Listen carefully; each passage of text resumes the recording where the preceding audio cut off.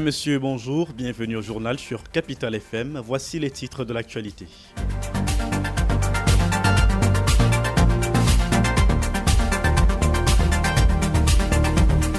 À la une de votre édition, Ayan Luc s'en est allé. Le président du Conseil économique et social est décédé ce mardi 14 octobre en Belgique des suites de maladies. Retour sur le parcours d'un homme discret, aussi discret que l'institution qu'il aura dirigée pendant 4 décennies.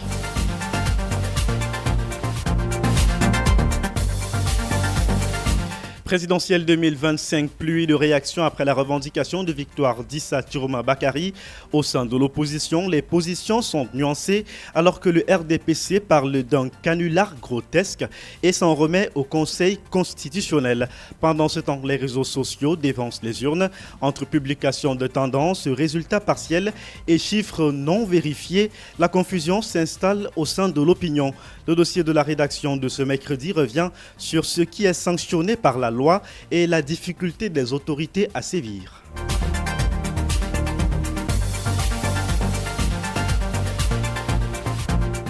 Ce 15 octobre marque la journée mondiale de la femme rurale, des femmes dont l'impact socio-économique n'est plus à démontrer au Cameroun. Elles restent néanmoins confrontées à une série de difficultés au quotidien. Autre défi cette fois de santé publique, c'est l'hygiène des mains. En cette journée mondiale du lavage des mains, focus sur ces réflexes qui tendent à disparaître dans notre quotidien, mais qui restent pourtant efficaces. En santé, on parlera également du cancer du sein, vous le savez, dans notre série consacrée à la campagne Octobre Rose. Et mesdames, messieurs, vous avez le sommaire. Capital FM 102.7. La radio de la capitale. Une fois de plus, bonjour et bienvenue au journal sur Capital FM. On démarre cette édition en nécrologie. L'ancien Premier ministre et président du Conseil économique et social, Luc Ayan, s'est éteint ce 14 octobre 2025. Il était âgé de 78 ans, figure discrète mais influente de la vie politique camerounaise. Il laisse le souvenir d'un homme d'État profondément attaché au dialogue, à la stabilité et au service public. Adrien Dikwesa-Yakan. C'est une figure marquante de la scène politique camerounaise qui s'en est allée. Luc Ayan, ancien Premier ministre et président du Conseil économique et social, a quitté la terre des vivants après plus de 40 ans au service de l'administration camerounaise. Né en 1944 à Dakoula, dans la région du Nord, Luc Ayan entame très tôt une carrière administrative. Diplômé en droit et en sciences politiques, il rejoint la haute fonction publique avant de gravir les échelons du gouvernement sous la présidence d'Amadou Ahidjo, puis de Paul Biya. En 1983, à seulement 40 ans, il devient Premier ministre du Cameroun, fonction qu'il occupe jusqu'en 1984, et à une période charnière de transition politique. Cette nomination faisait de lui l'un des plus jeunes chefs de gouvernement du pays, un symbole d'ouverture et de renouvellement pour une génération montante de cadres administratifs. Après son passage à la primature, Luc Ayan poursuit sa carrière dans la concertation et la diplomatie interne. Nommé plus tard président du Conseil économique et social, il y apporte sa rigueur, sa culture du consensus, œuvrant à rapprocher les milieux politiques, économiques et sociaux. Pendant plusieurs décennies, il a demeuré une voix pondérée, respectée pour sa modération, son sens de l'État et son refus des querelles partisanes. Malgré sa réserve publique, Luc Ayan a profondément marqué la vie institutionnelle du Cameroun. Sa trajectoire empreinte de fidélité et de devoir aura traversé plusieurs époques sans jamais perdre de sa cohérence, celle d'un homme d'équilibre, convaincu que la stabilité et le dialogue sont des piliers du progrès national. Jusqu'à ces derniers jours, il aura incarné cette idée d'un service public exercé dans la discrétion, mais avec conviction. Sa disparition laisse ainsi un vide au sein des institutions et de la mémoire politique du Cameroun. Capital FM 102.7. La radio de la capitale.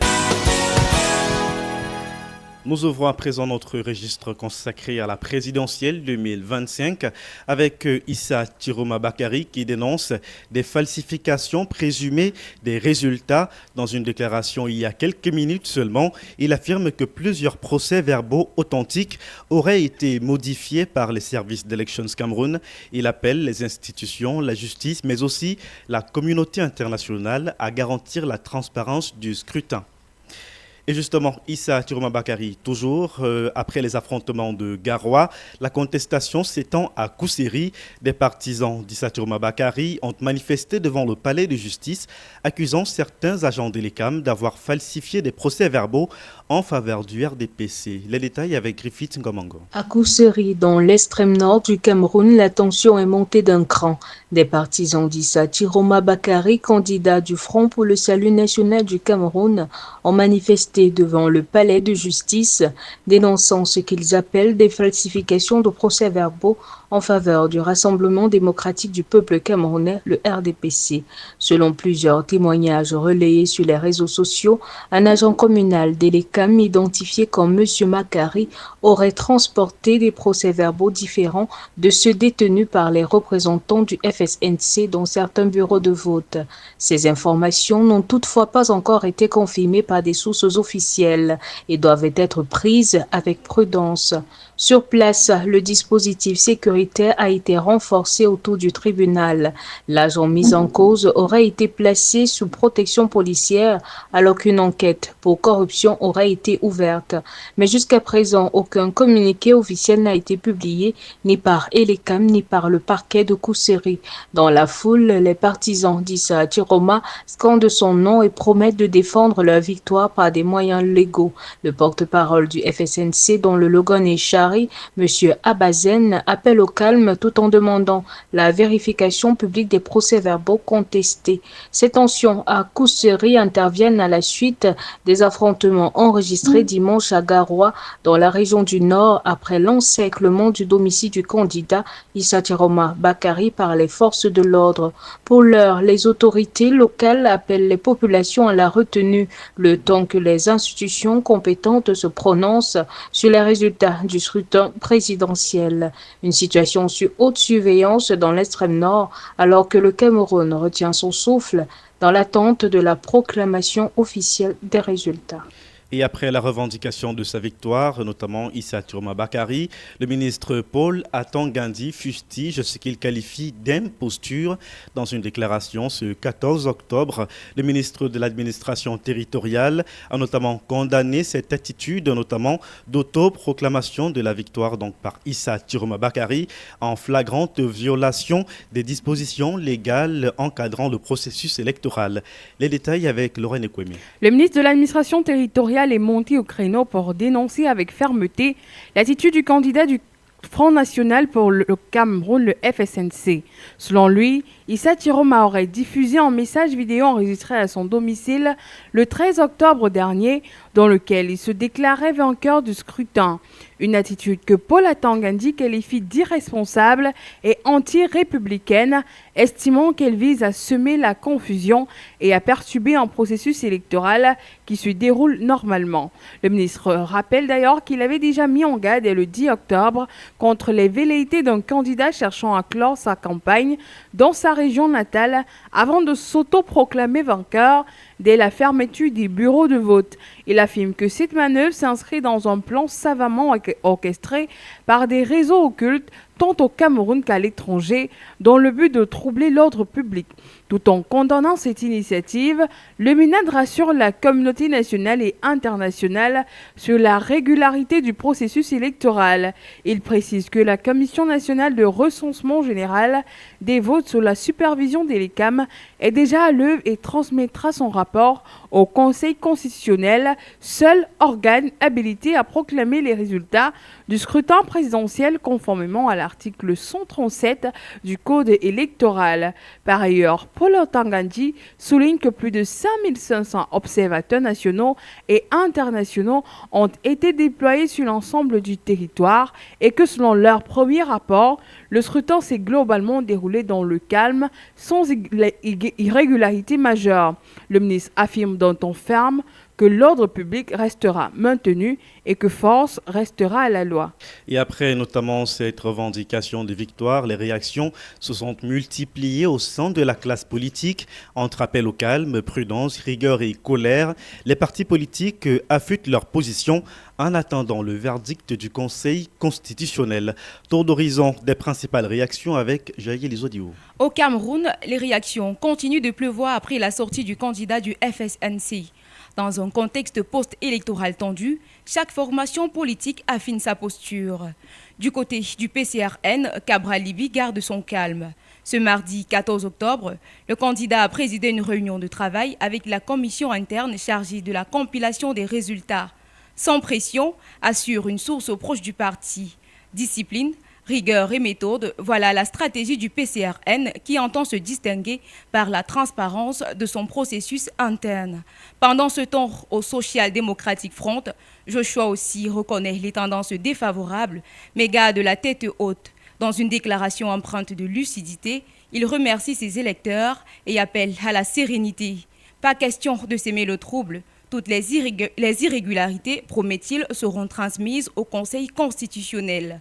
Pour aussi, la priorité reste la paix et la stabilité du pays. Même ton mesuré du côté de l'UNDP. Dans un communiqué signé Pierre Flambon-Gayap, le parti de Bello Bouba Maïgari prône la retenue, le calme et la maturité. Ses représentants présents dans toutes les commissions de supervision affirment suivre attentivement les tendances, mais rappellent que seuls l'ELECAM et le Conseil constitutionnel peuvent donner les résultats définitifs. Mais la réaction la plus virulente vient du RDPC. Le parti au pouvoir dénonce une farce grotesque et une escroquerie politique après l'autoproclamation d'Issa Chiroma Bakary. Jacques Famendongo, secrétaire à la communication du comité central, parle de chiffres fabriqués par un cabinet occulte. En violation au code électoral, le RDPC appelle ses militants à la vigilance et au respect du cadre légal. À l'opposé, l'UDC de Tomaino Ndamjoya crie au scandale électoral. Le parti parle de bureaux fictifs, de votes multiples et de procès-verbaux falsifiés.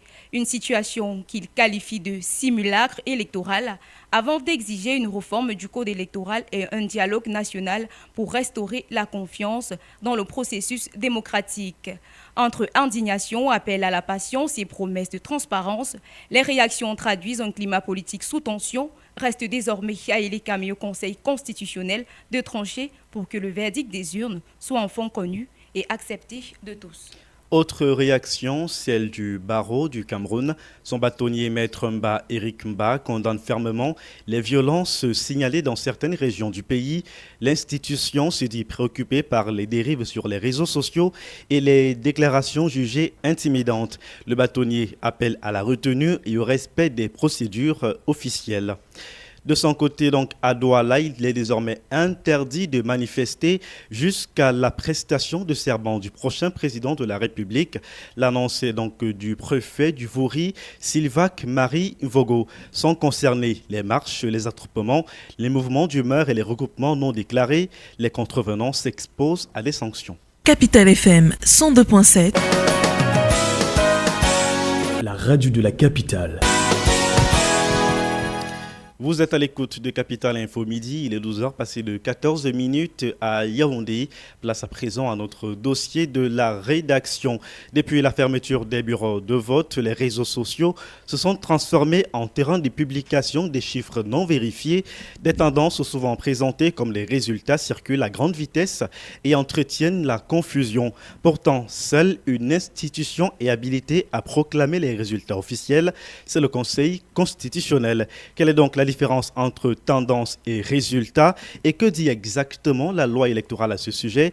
Élément de réponse avec Daniel Yondou. Au Cameroun, à chaque élection, la confusion entre tendance et résultats officiels refait surface. Pourtant, l'expert en question électorale André Ouna, ce thème n'a aucune base légale dans le code électoral camerounais. Nulle part dans le code électoral, il est fait évocation de la tendance. L'expression tendance résulte donc de la pratique journalistique qui s'est imposée dans l'imaginaire populaire, qui vise à distinguer l'ensemble, le cumul des premiers résultats acquis dans chaque bureau de vote.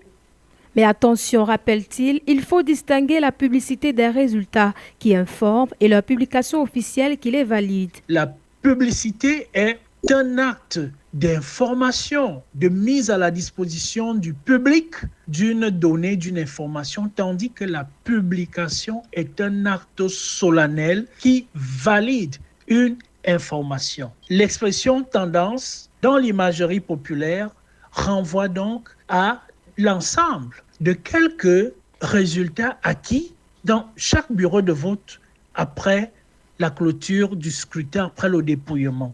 Pour l'expert, la diffusion anarchique des chiffres sur Internet révèle du gangstérisme électoral car elle crée une confusion dangereuse. Le monde entier regarde le Cameroun étant médusé que des milices cybernétiques créent cette cacophonie sur les chiffres. Cela justement est une menace à l'expression démocratique. Cela est une entorse à la souveraineté du peuple. Cela est une violation de la souveraineté du peuple. En conclusion, Landry Oona appelle à la sérénité et à la patience. Les institutions habilitées à prendre des actes d'autorité demeurent la voie officielle. Et je pense que le peuple camerounais se pliera à ces institutions parce qu'elles ont eu mandat pour le faire. Elles ont la compétence pour le faire. Nous allons nous en tenir à la proclamation des résultats officiels par le Conseil constitutionnel, en invitant le peuple camerounais à être serein et à faire confiance en ces institutions. Dans un contexte électoral tendu, il est essentiel de se rappeler qu'au Cameroun, seule la voix du Conseil constitutionnel fait foi. Les citoyens sont donc invités à vérifier leurs sources et à attendre la proclamation officielle des résultats, gage de transparence et de respect des règles démocratiques. Et malgré tout, cette situation suscite interrogations et débats. Cependant, les chiffres qui circulent sur les réseaux sociaux influencent-ils vraiment votre perception du scrutin du 12 octobre dernier? La question vous a été posée par Alan Tekam dans ce micro-trottoir. Les gens ont envoyé les résultats sur les réseaux sociaux et tout. Le problème, c'est que si c'est vraiment ce qu'ils ont filmé sur les tableaux du jour du scrutin, il faut seulement maintenant, autour de l'ECAM, de dire la vérité, c'est tout. Sinon, on attend quand même que l'ECAM prononce la verdict finale. On attend le verdict final, non. Ça m'influence pas. Comment est-ce que ça peut m'influencer? Parce que tout le monde, c'est la toi, tout le monde est permis d'exprimer son opinion. Tout le monde est libre d'exprimer son opinion, mais est-ce qu'ils ont qualité de proclamer les résultats? Je ne pense pas. Ils sont pas. Il y a un organe chargé pour ça, qui est la Cour constitutionnelle. Après 2 semaines, ils n'ont même pas encore. Sur quelle base même est-ce qu'ils donnent les résultats du vote? Ils ne voient pas. Donc, on attend juste dans 2 semaines. C'est où la Cour constitutionnelle va nous dire qui est le gagnant, qui n'est pas. Il va donner le classement de tout un chacun. Ça va m'influencer comment? Parce qu'il y a 2 dieux au ciel. On a toujours le président élu dans ce pays, mais à la fin, on connaît qui est le président. Non, c'est le feu de paille, ça va passer. Nous, on va continuer à rester dans notre pays, dans la paix, et on va vendre nos choses comme on vend là. Est-ce que ça peut influencer mon vote, ma manière de voir le vote? Oui, ça peut influencer ma manière de voir le vote. Pourquoi? Parce que ça peut influencer ma perception sur les résultats. Si, par exemple, on me donne les résultats différents de ce que moi, j'ai eu comme tendance à entendre, je me rends compte que peut-être qu'il peut y avoir faute. Ça peut aussi émouvoir en moi un esprit de révolte ou de rébellion. Donc, c'est un peu le cas. Donc, moi, je crois à ces résultats qui circulent dans les réseaux sociaux parce que c'est même ça les vrais résultats. Ce que l'ECAM va aller trop patouiller dans ces bureaux-là, c'est le vol aggravé. Ce qui circule dans les réseaux sociaux, c'est même ça les vrais résultats. Donc, j'y crois parce que dans mon bureau de vote, quand j'ai voté, je suis resté là pour suivre les dépouilles. Donc, vous savez, sur les réseaux sociaux, c'est tout le monde qui peut se lever et dire ce qu'il pense. Donc, ça ne saurait toujours être ce qui est vrai. Donc, pour ce qui est du vote, je me dis qu'on attend juste le verdict final qui nous sera donné par le Conseil constitutionnel d'ici quelques jours. Et pour le vote, ça ne change en rien ce que je pense. Je pense que, la première phase s'est bien terminée. Donc, on attend maintenant la seconde, qui est celle de la proclamation des résultats. C'est le résultat final que nous devons nous allons devoir accepter, peu importe qui est celui qui gagne. Mais on se dit, celui qui gagne, c'est celui qui va gagner, c'est celui qui a mérité. À chaque élection, la même course à l'information. Avant même que la commission électorale n'ait parlé, les réseaux sociaux s'enflamment. Chiffres, tendances, estimations. Mais à l'heure du tout connecté, ces publications prématurées peuvent mettre en péril la démocratie. C'est l'objet de cette analyse signée Adrienne Dikwesa-Yakan. Sur les réseaux, tout va très vite. Dès la fermeture des bureaux de vote, de prétendus résultats partiels apparaissent. Des images de procès-verbaux, de tableaux bricolés ou de chiffres copiés-collés se partagent à une vitesse vertigineuse. Certains médias cherchent à devancer la concurrence. Des pages politiques veulent rassurer leurs partisans et des influenceurs flairent l'occasion de gagner en visibilité. Mais derrière ces publications, une autre réalité, l'incertitude. La plupart de ces chiffres ne reposent sur aucune base officielle. Et pourtant, dans l'esprit de nombreux internautes, ces données deviennent aussitôt des vérités. Le danger, c'est que cette confusion s'installe. Quand chacun croit détenir la vraie information, les tensions montent. Sur le terrain, certains célèbrent trop tôt, d'autres crient au scandale et les résultats officiels contredisent les tendances diffusées en ligne. La méfiance s'accroît. Les institutions électorales se retrouvent accusées de manipuler les chiffres. Les électeurs se sentent trahis et la confiance vacille. Ce problème n'est pas nouveau, mais il prend une ampleur inédite avec les réseaux sociaux. La viralité des publications donne l'illusion d'une majorité, d'un consensus ou d'une victoire fictive. Des comptes anonymes ou mal intentionnés exploitent cette brèche pour semer la discorde, amplifier des rumeurs ou même orchestrer de fausses campagnes de célébration ou de contestation. Et parfois, tout cela suffit à déclencher des affrontements, des manifestations spontanées, voire des violences post-électorales. La démocratie devient alors victime de sa propre vitesse. Pourquoi ces fuites continuent-elles ? Par impatience, par calcul politique ou par simple recherche d'audience. Mais l'enjeu dépasse les clics et les partages. Il s'agit de préserver la confiance collective.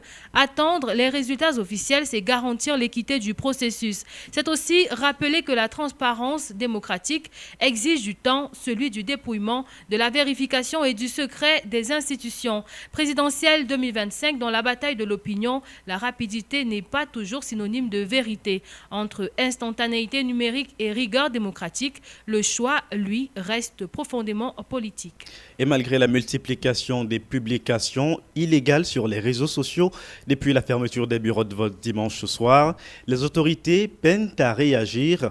Entre complexité du cadre juridique, prudence politique et respect des libertés d'expression, la sanction des contrevenants se heurte à de multiples obstacles.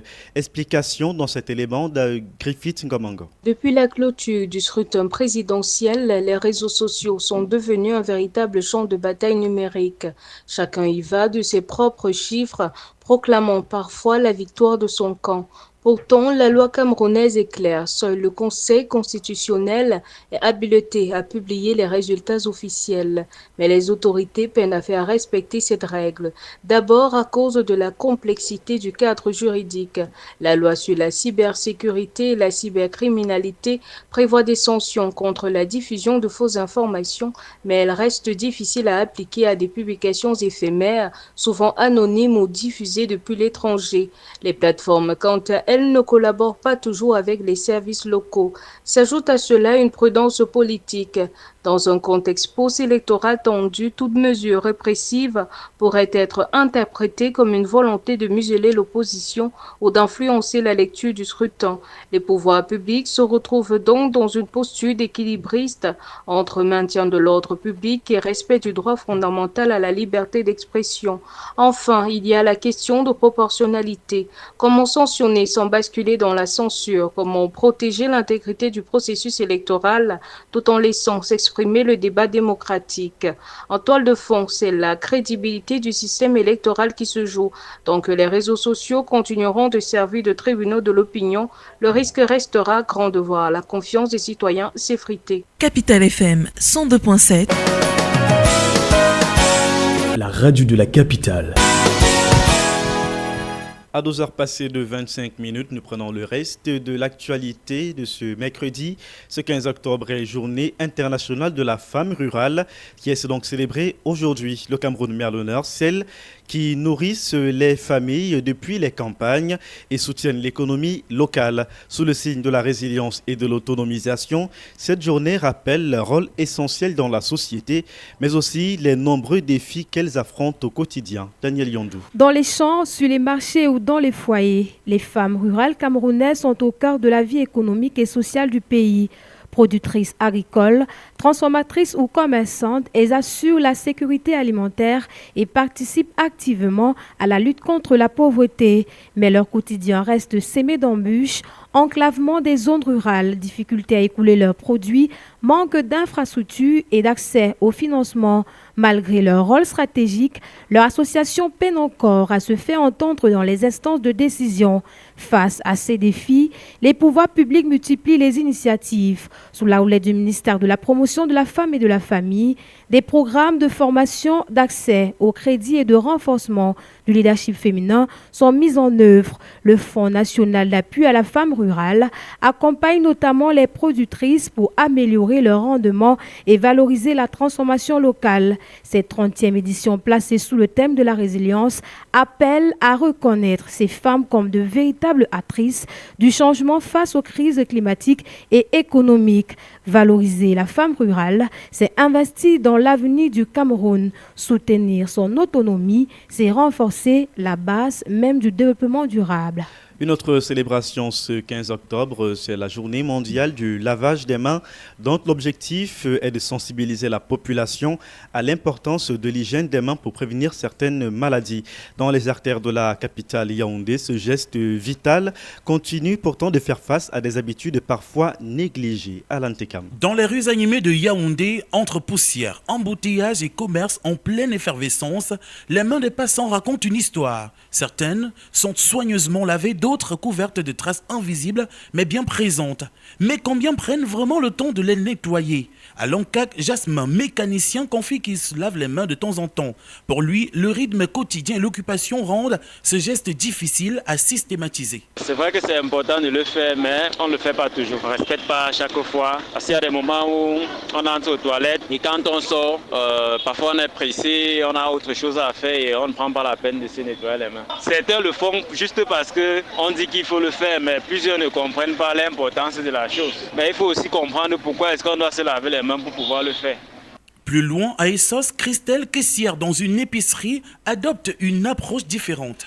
Bon, vu qu'il y a problème d'eau à Yaoundé et quand il y a manque d'eau, pour pouvoir prendre soin de mes mains, j'utilise le gel hydroalcoolique parce que c'est plus efficace et c'est même facile. Tu peux te déplacer avec partout. À Ekounou, Béatrice, jeune maman, privilégie la méthode traditionnelle pour elle, mais également pour la santé de ses enfants. Je lave avec un gel de douche et de l'eau propre. Peut-être si je me déplace, je fais peut-être un mouvement comme peut-être toucher à une saleté ou comme aller à la douche, aux toilettes, je veux dire. Je dois bien les laver et rincer avec une autre eau très propre. Selon les experts, un lavage régulier des mains avec de l'eau et du savon ou l'usage des gels hydroalcooliques quand l'eau manque reste l'une des mesures les plus efficaces pour prévenir des maladies comme le choléra, la typhoïde ou même la grippe. L'attention portée à ce geste, renforcée pendant la pandémie de Covid-19, tend aujourd'hui à se relâcher alors que l'hygiène des mains demeure un élément clé de la santé publique. Quelques conseils pratiques pour des mains toujours propres. Se laver les mains avant et après chaque repas, après les toilettes et au retour de l'extérieur. Utiliser du savon et de l'eau pendant au moins 20 secondes ou du gel hydroalcoolique, bien sécher les mains avec un linge propre ou une serviette à usage unique, nettoyer régulièrement ongles et espaces entre les doigts. Des gestes simples, souvent négligés, mais qui peuvent sauver des vies. Merci Alan pour ce rappel qu'on ne rappellera jamais assez. On reste en santé avec notre série du mois consacrée à la campagne Octobre Rose. Focus mercredi sur l'évolution du traitement du cancer du sein, de la chirurgie radicale aux thérapies ciblées modernes. C'est avec Jaël Isodio. Le cancer du sein, longtemps synonyme de fatalité, est aujourd'hui l'un des cancers les mieux compris et les mieux traités au monde. Mais cette avancée n'a pas été instantanée. Elle est le fruit de plus d'un siècle de recherche, d'essais cliniques et de révolutions médicales successives. Tout a commencé en 1882, lorsque le chirurgien américain William Halsted pratique la première mastectomie radicale, une ablation totale du sein et des tissus voisins. À l'époque, la chirurgie est la seule arme disponible. Mais à la fin du 19e siècle, une double révolution scientifique se prépare. Les rayons X sont découverts en 1895, ouvrant la voie à la mammographie, et le radium en 1898, qui donnera naissance à la radiothérapie. Pour la première fois, la science éclaire l'intérieur du corps humain et propose une alternative au bistouri. Il faut attendre les années 1950 et 1970 pour qu'un tournant s'opère. Grâce aux essais du National Surgical Advanced Breast and Bowel Project, les chercheurs Bernard Fischer et son équipe prouvent qu'une chirurgie conservatrice associée à la radiothérapie offre les mêmes chances de survie qu'une ablation complète. Une véritable révolution pour les femmes. Dans les années 1970, la chimiothérapie adjuvante s'impose avec les premiers protocoles. En parallèle, une nouvelle arme apparaît. Le tamoxifène, premier traitement hormonal efficace contre les cancers du sein sensibles aux oestrogènes. Les années 1990 marquent une nouvelle ère, celle de la chirurgie moins invasive. La biopsie du ganglion sentinelle remplace progressivement les curages auxiliaires lourds, réduisant les douleurs et les séquelles. Puis, en 1898, c'est une date clé. L'arrivée du Trastuzumab, plus connu sous le nom de Herceptin, le premier médicament ciblé pour le cancer du sein. Un traitement révolutionnaire qui divise par deux le risque de rechute pour les milliers de patientes atteintes du cancer du sein. Des progrès continuent dans les années 2000 avec les inhibiteurs à l'aromatase pour les femmes ménopausées, puis dans les années 2010 avec l'immunothérapie et anticorps conjugués capables d'attaquer les cellules tumorales avec une précision inédite. Aujourd'hui, le traitement du cancer du sein est multimodal et personnalisé. Chirurgie adaptée, radiothérapie ciblée, hormonothérapie, chimiothérapie, immunothérapie selon les profils biologiques de chaque tumeur. Du bistouri de Halsey à la médecine de précision, un siècle et demi d'innovation ont transformé un cancer jadis redouté à une maladie de plus en plus contrôlable. Dans l'actualité hors de nos frontières, Raila Odinga est décédé. Réputé pour être le leader de l'opposition kenyane, il s'est éteint ce matin en Inde. Il s'est effondré après une marche notamment avant d'être conduit à l'hôpital où son décès a été constaté. Et puis en sport, football, le Cameroun a été sauvé in extremis. Nous sommes donc qualifiés pour les barrages de la Coupe du Monde 2026, du moins les barrages continentaux. Les Lions indomptables devront en tout cas battre 4 pays, du moins 3 pays, le Gabon, la République démocratique du Congo et le Nigeria. Si cette étape est une réussite, il faudra encore battre l'équipe de l'Asie.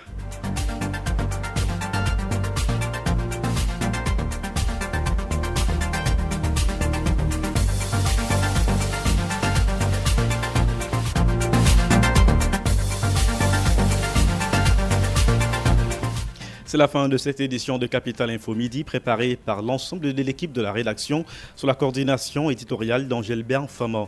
Édition réalisée par Jaël Isodio, à la mise en nom de Stéphane Ambroise Mokoa, à la web-diffusion Alex Mvando. Édition supervisée par Jean-Jacques Zeu, à ses micros de présentation. Je suis Charles Akoa. Merci de votre fidélité. Ne manquez pas nos programmes qui se poursuivent. Capital FM